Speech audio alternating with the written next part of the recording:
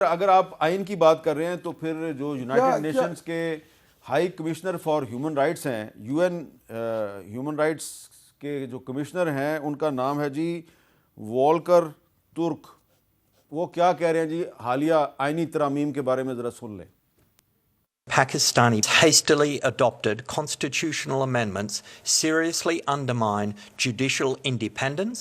These changes, taken together, risk subjugating the judiciary to political interference and executive control. We are concerned that these amendments risk far-reaching consequences for the principles of democracy and the rule of law, which the Pakistani people hold dear. تو طارق فضل چودھری صاحب جو you N کے جو human rights commissioner ہیں انہوں نے جو کہا ہے، میں اس کی اب ڈیٹیل میں نہیں جاتا، لیکن اگر آپ کہہ رہے ہیں کہ آپ 12 مہینے تک بھی گورنر راج کو کھینچ سکتے ہیں تو پھر اسی طرح کے بیانات آئیں گے. اور کل اسحاق ڈار صاحب نے تو اپنی پریس کانفرنس میں یہ کہا ہے کہ جی جو یورپی یونین کا ایک مانیٹرنگ مشن آیا ہوا ہے پاکستان میں تو اس کو تو ہم نے سیٹسفائی کر دیا ہے.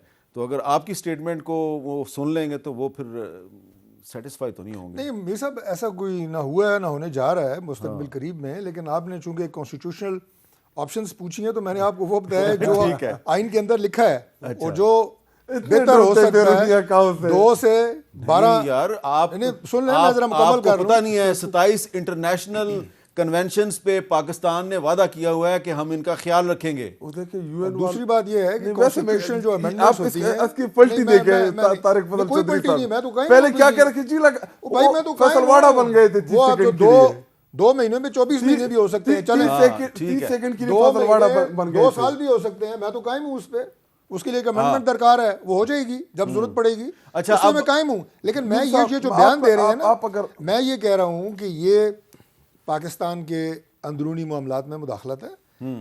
جوڈیشری کے ساتھ یا تو یہ بھی کمشنر صاحب فرما دیتے کہ کس عمل سے جوڈیشری کو کیا فرق پڑا ہے.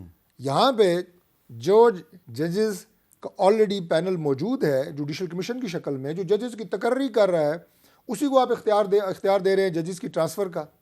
اس میں کون سا ایسا عمل ہوا ہے کہ جس سے جوڈیشری جو ہے وہ انڈرمائن ہو گئی ہے؟ اور آئینی بینچ موجود تھا، وہ آئینی عدالت بن گئی ہے. کراچی میں اور کوئٹہ میں وکیل مظاہرے کیوں کر رہے ہیں 26ویں اور 27ویں ترمیم کے خلاف؟ سر ملک میں جمہوریت ہے، اگر کوئی کسی بھی ملک میں جمہوریت ہے، کسی بھی اگر ایکٹ کے خلاف، کسی بھی پارلیمنٹ کے ایکٹ کے خلاف، کوئی قانون سازی کے خلاف اگر کوئی احتجاج کرتا ہے تو وہ کرے. اب شاہد خٹک صاحب آپ مجھے یہ بتائیں کہ 26ویں اور 27ویں ترمیم کی آپ کی پارٹی نے تو بڑی مخالفت کی، لیکن وکیل جو ہیں وہ مظاہرہ کرتے ہیں کراچی میں جہاں پیپلز پارٹی کی حکومت ہے، مظاہرہ کرتے ہیں کوئٹہ میں جہاں پہ پیپلز پارٹی کی حکومت ہے، مظاہرہ کرتے ہیں لاہور میں جہاں مسلم لیگ نون کی حکومت ہے. پشاور میں تو مظاہرہ نہیں کرتے. پشاور میں ابھی لاسٹ 1 دن پہلے انہوں نے میٹنگ کی ہے، چونکہ وہ ابھی سوچ رہے ہیں، نہیں وہ بہت بڑا کرنا چاہ رہے ہیں. اچھا، وہ چاہتے ہیں کہ جس طرح افتخار چودھری کی جو موومنٹ کھڑی ہوئی تھی اسی طرح وہ سوچ رہے ہیں. مجھے پتہ ہے کیونکہ تھوڑا بہت میں بھی ان کے ساتھ یہ بار الیکشن میں ابھی تھوڑی بہت میری سلام دعا ہیں آج کل ان کے ساتھ.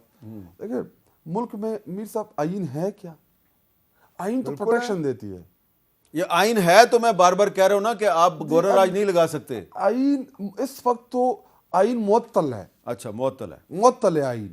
اور یہ کہہ رہے کہ جی جمہوریت، اللہ تعالیٰ آپ لوگوں کو بھی ایسی جمہوریت نصیب کرائیں. دیکھیں جو ہمارے ساتھ کئی دفعہ گزر کے آئے ہیں، نہیں کیا گزر کے آئیں گے، کیا نہیں گزر کے آئے میرے بھائی. 3 مہینوں 2-3 دنوں بعد کبھی لندن، کبھی سعودی عرب چلے گئے، کبھی ادھر لندن چلے گئے. میں اس پہ بحث پہ نہیں جانا چاہتا، لیکن اس وقت آئین اگر ہوتا تو آج عمران خان صاحب کے کیسز میرٹ کے اوپر سنے جاتے ہیں. اگر آئین اس ملک کے اندر ہوتا تو آج جو قیدی کو جو حقوق حاصل ہوتے، دیکھیں عمران خان صاحب صرف عام قیدی نہیں ہے، وہ ایک پارٹی کے سب سے بڑا سربراہ ہے. نمبر 2 یہ کہ وہ اس ملک کے ایکس پرائم منسٹر رہے ہیں. دیکھیں یہ چیزیں وقت بدلتے دیر نہیں لگتی. ابھی آپ کے پاس آپ کی تو چڑیا نہیں، آپ کی تو خبر ہوتی ہے. انڈیو میں جو گفتگو ہوئی ہے، تھوڑا اگر طارق فضل چودھری صاحب کو وہ جو صدر آصف زرداری صاحب نے کیا ہے کہ میں 18ویں ترمیم کو ریورس نہیں ہونے دوں گا، اس کا ذکر کر رہے ہیں. بس وہ پھر ویریفائی کرا لیں، تھوڑی بہت ہمیں بھی انفارمیشن مل چکی ہے. تو میرے خیال میں بہت جلد ان کی باری آنے والی ہے. آن دی ریکارڈ وہ یہ بات کہتے رہے ہیں زرداری صاحب، تو آن دی ریکارڈ کہتے ہیں. اچھا لیکن یہ بتائیں کہ طارق فضل چودھری صاحب کیونکہ آپ منسٹر فار پارلیمنٹری افیئرز ہیں، کہ یہ جو مشترکہ اجلاس ہو رہا ہے اس میں ہم سن رہے ہیں کہ کچھ ایسے قوانین بھی آپ جلدی منظور کریں گے کہ جو پیکا ایکٹ ہے جو کہ پہلے ہی آپ منظور کروا چکے ہیں، وہ مزید سخت ہو جائے گا. نہیں میر صاحب، ایسا کچھ نہیں ہونے جا رہا. بنیادی طور پہ جو جوائنٹ سیشن ہوتا ہے مشترکہ اجلاس، اس کے حوالے سے یہ ایک تاثر، غلط تاثر بالعموم پایا جاتا ہے کہ شاید یہ کسی مخصوص یا خاص قانون سازی کے لیے ہوتا ہے، جبکہ ایسی بات نہیں ہے. جب ایک بل قومی اسمبلی سے پاس ہو اور سینٹ میں جائے اور سینٹ اسے امینڈمنٹ کے ساتھ پاس کرے تو اسے مشترکہ اجلاس میں آنا ہوتا ہے، اور اسی طرح اگر سینٹ پاس کرے اور اسمبلی اس میں کوئی امینڈمنٹ کر دے تو وہ مشترکہ اجلاس میں جاتا ہے.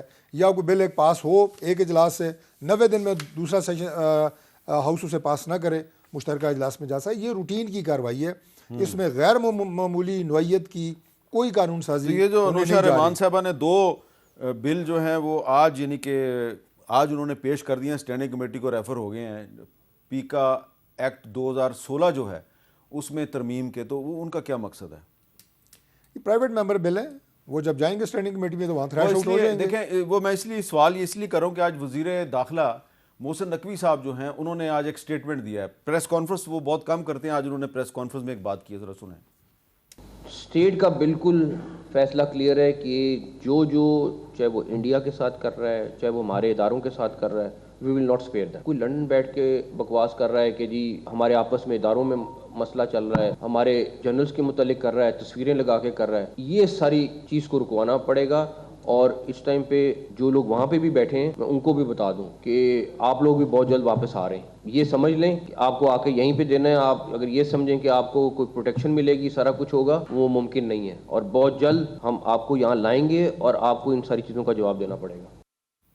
یہ 2 یوٹیوبرز جو لندن سے کوئی پروگرام کرتے ہیں، دونوں مختلف پروگرام کرتے ہیں، ان کے بارے میں یہ وزیر داخلہ صاحب کہہ رہے ہیں. تو اس کے لیے شاید آپ کوئی قانون میں کوئی ترمیم کر رہے ہیں؟ میر صاحب اس کے لیے تو جو بھی طریقہ کار ہوگا گورنمنٹ اسے اپنائے گی. اور یہ کوئی گورنمنٹ کا مسئلہ نہیں ہے، نہ یہ مسلم لیگ نون کا مسئلہ ہے، یہ اسٹیٹ کا مسئلہ ہے. اور ہر وہ پاکستانی جیسے ریاست سے اور ریاست کے مفاد سے کو رتی برابر بھی دلچسپی ہے، وہ ڈیفینیٹلی اس بات کو سپورٹ کرے گا کہ پاکستان سے باہر بیٹھ کے ریاست اور ریاستی اداروں کے خلاف جو ہرزہ رسائی ہو رہی ہے، جو جھوٹے بیانیے بنائے جا رہے ہیں اور جھوٹے کہانیاں وہاں پہ گھڑی جا رہی ہیں من گھڑت، اور صرف اس لیے کہ آپ کو اس پہ لائکس ملیں اور آپ اس کو ڈالر اور پاؤنڈ آپ کمائیں. کس قیمت کے اوپر؟ ملک کی قیمت کے اوپر، ریاست کی قیمت کے اوپر. تو میں سمجھتا ہوں کہ اس سے زیادہ تو ضمیر فروش کوئی ہو ہی نہیں سکتا کہ جو اپنی ریاست کے خلاف اس طرح کی وی لاگز کر کے ڈالر کماتا ہے اور اس کے بعد اداروں میں ہمارے سسٹم کے اندر جھوٹی خبریں پھیلانا اور انڈرمائن کرنا. اور افسوس اس وقت ہوتا ہے کہ وہ لوگ یہ بھی نہیں دیکھ رہے کہ پاکستان جس سٹرگل سے گزر رہا ہے. جب بھی ہم نے دہشت گردی کی بات کی، افسروں اور جوانوں کی شہادتوں کی بات کی، سیویلینز کی شہادتوں کی بات کی، تو یہ ساری باتیں یہاں بیٹھ کے ہم آپس میں، جو میں نے کہا کہ بات چیت سے ہم کچھ چیزوں کو اور آپریشنل طریقوں سے بہتر کریں، لیکن وہاں بیٹھ کے وہ لگے ہوئے ہیں.